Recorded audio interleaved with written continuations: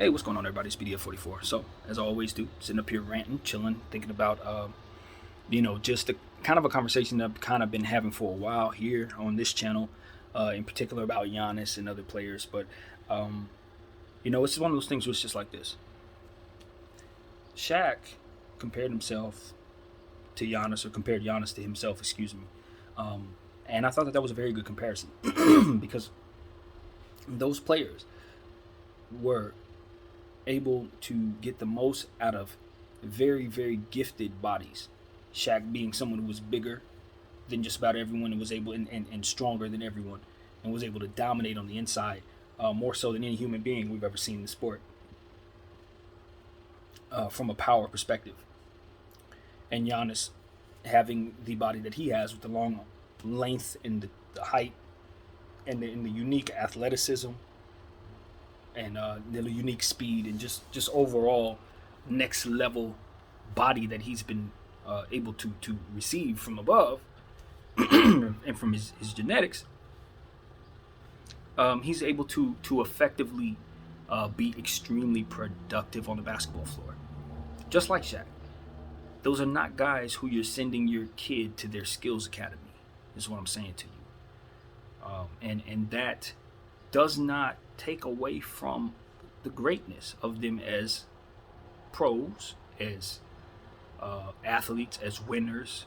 You see what I'm saying? The conversation starts to get tricky for people when they hear someone like myself say that Giannis ain't that great of a basketball player, because they'll automatically think I'm discrediting his ability to lead, discrediting his ability to be productive on the floor, saying that he's anything less than a great guy, or even taking it to say that I think he sucks and shouldn't be on the NBA or something like that.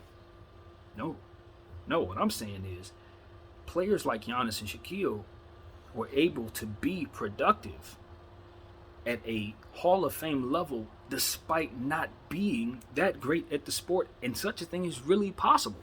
In the sport of basketball, it's possible that you can be productive without actually doing things correctly.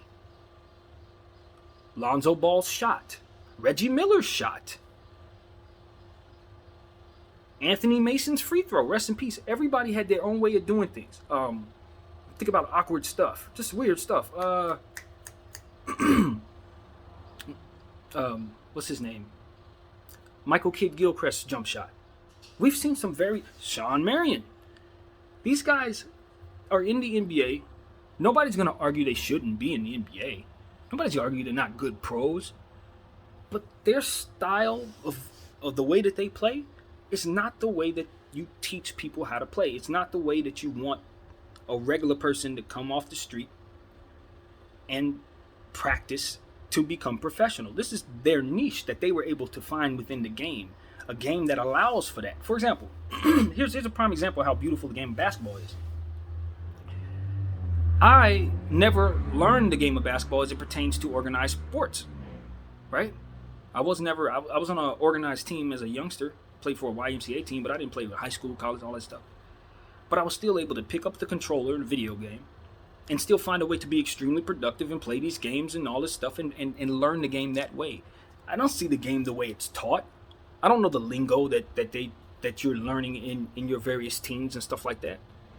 Each team has their own way of doing things. Some leagues have different ways of playing the game. The game allows for you to not necessarily play the game as it pertains to being fundamentally sound or following everything to a T as it pertains to skills and stuff. It allows for a lot of improvising and it allows for a lot of evolving. That's why you see players as time progresses get better at dribbling. If you go back and look at the old 1950s, 1960s film that you can find, you see the way they dribble versus the way the dribbling is done today.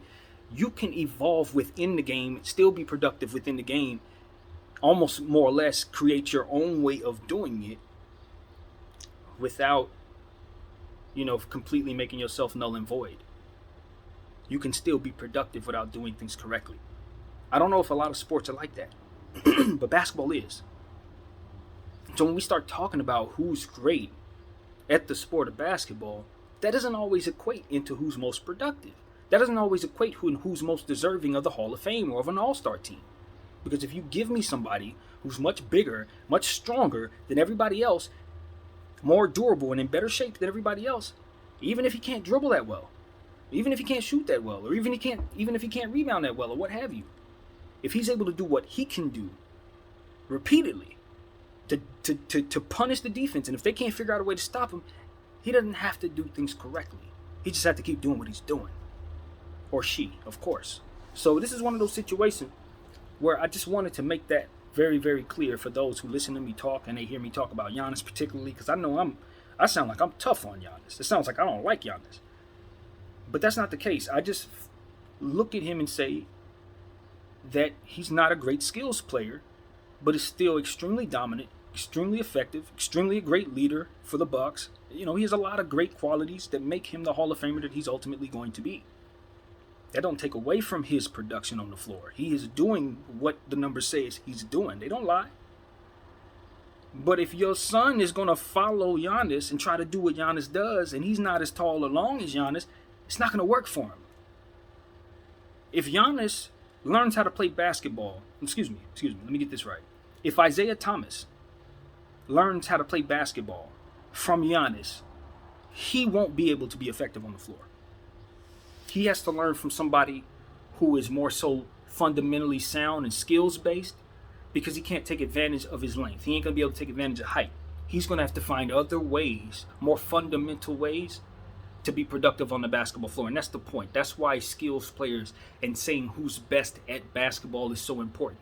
Because at the end of the day, those who are able to take advantage of those big bodies and those extraordinary lengths and all these different things that you have, extraordinary leaping ability, extra gifted shooting ability and things of that nature that's not everyone can have, you end up teaching the game in ways that not everyone can be effective.